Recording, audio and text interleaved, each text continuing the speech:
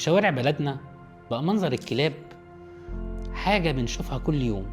في ناس شايفاها خطر على الأطفال وعلى كبار السن، وناس تانية شايفاها كائنات غلبانة بتدور على الأكل والأمان. بس الحقيقة إن الموضوع مش بسيط ومش أبيض أو أسود.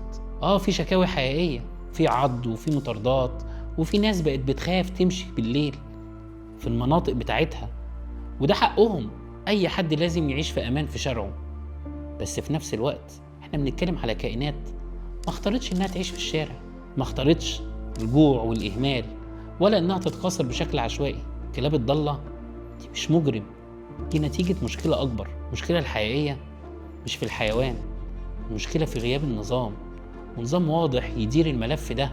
الحل مش إننا نقتل الكلاب وخلاص، ولا إننا نتجاهل خوف الناس. الحل في التوازن. طب يعني إيه توازن؟ يعني برنامج تعقيم منظم يقلل الأعداد واحدة واحدة، تطعيم ضد السعار يحمي الناس، أماكن إيواء مؤقتة للحالات المريضة أو الحالات الخطيرة، عقوبات على أي حد يرمي حيوان في الشارع، وتوعية للناس. لأن الرحمة مش معناها فوضى. بلدنا بطبعها بلد هادية، وما ينفعش الموضوع يتحول لخناقة ما بين حقوق إنسان وحقوق حيوان.